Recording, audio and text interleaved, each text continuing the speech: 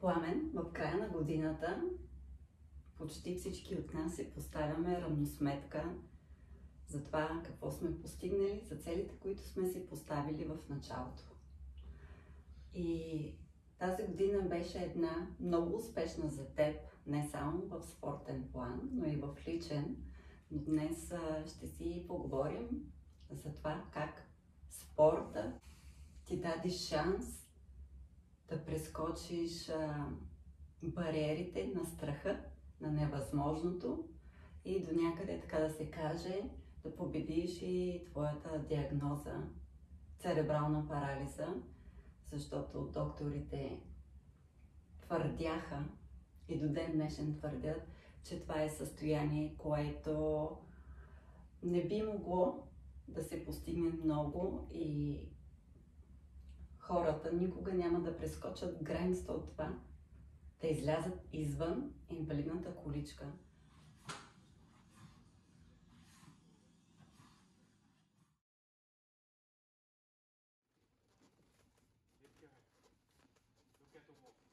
Но благодарение на твоят упорит труд, на вярата в себе си, най-голямата ти мечта да проходиш, да бъдеш самостоятелен и желанието да продължиш напред, да се развиваш, да постигаш, да мотивираш, защото аз вярвам, че не само хора като теб, но ти мотивираш и хора, които понякога може би се отказват или се отчаиват.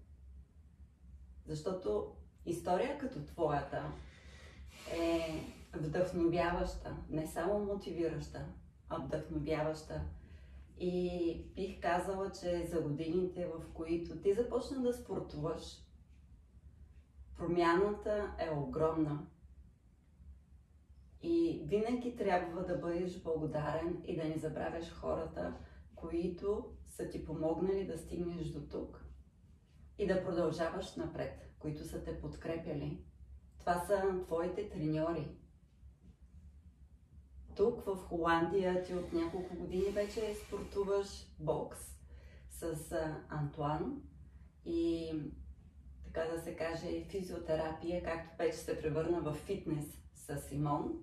Те са ти основните треньори, с които изградихте така една здрава връзка и се превърнахте в един много добър екип и постигнахте много цели, покорихте много върхове, защото една от основните цели тази година за теб беше да изминеш разстоянието на връх Еверест, който е около 8850 метра. Нали, тук говорим за височина, но ти си го постави като цел да изминеш това разстояние и аз с най-голяма гордост мога да ти съобщя, че разстоянието, което мина тази година, въпреки с паузите, летните почивки, отпуските, които имаше, ти си изминал разстоянието от 10 455 метра. Това е изключителен рекорд. Това е изключителен рекорд. За човек като тебе, който е бил дълги години в инвалиден стол, който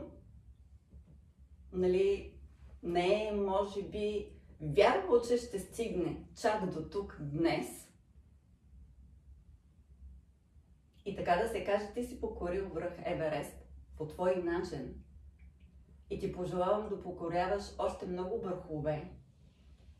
В бокса, ако си спомняш, преди години ти започна да се боксираш от инвалидния стол. И нямаше координация на ударите, а днес вече спортуваш изправен в ринга за около 40-45 минути, което е много голямо постижение. Дори започна да правиш и техники от кикбокса. Rechte hoek, rechte knie, elbows up, come on, higher, lot higher. You want to have the shirt? Yeah. Lot higher, come on, and back. That's good, yeah. Hey, come on, decking, come on, number 2. Yeah? Rechte hoek, more, come on, you're not a baby, come on. No, decking first, not leaning on the rope. That's too easy. Yeah. You don't do easy. Yeah. Come on, rechterhoek, linkerhoek, elbows up, rechter knee. Come on, show me. Show me. Yeah, that's good. And back. Same place. Yeah. Come on, rechterhoek. Decking first. Boom. Boom. Power. Elbows up. Rechter knee. Come on, high. Very good. And back. Same place. Yeah? Come on, necking. Come on, number 4. Come on, boom. Power. More power. Come on. Yeah. Elbows up. Come on. Bit higher. And back. Same place. Yeah? Put it a bit there. Yeah. Come on. Number 5. Decking first.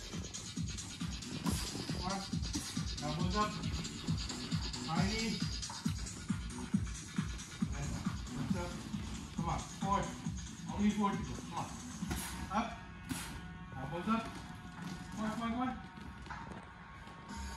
Което е, така да се каже, едно чудо за човек в твоето състояние, защото по лекарски документ ти се водиш с церебрална парализа 4-та степен, която е една от най-тежките, и никой не е вярвал, че ти можеш да стигнеш до тук, до това ниво, до което си днес. И аз вярвам, че нито ти, нито аз, нито хората, които те подкрепят, ще те оставят просто да спреш до тук. Защото ти сам имаш желание да продължаваш напред, да ставаш все по-самостоятелен, да правиш все повече неща и все по-нови неща. И затова аз бих искала да ти дам награда за твоята спортна кариера и да дам чест за това, за което ти си постигнал.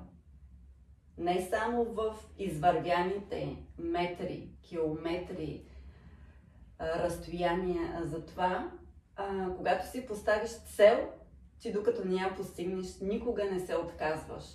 Затова, когато ти сложи ръкавиците за първи път, никой не можеше да повярва, че имам предвид за боксовите ръкавици, никой не можеше да повярва, че хора като теб могат да се боксират, дори и изправени в ринга.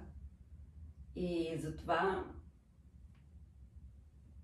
аз винаги ще се гордея с теб, но ти ме правиш една горда майка и вярвам, че ти ще покориш още много върхове и ще постигнеш всичко, което си пожелаеш, защото ти си един упорит, млад мъж. Знаеш какво искаш и за какво се бориш. Искаш ли да кажеш нещо на хората?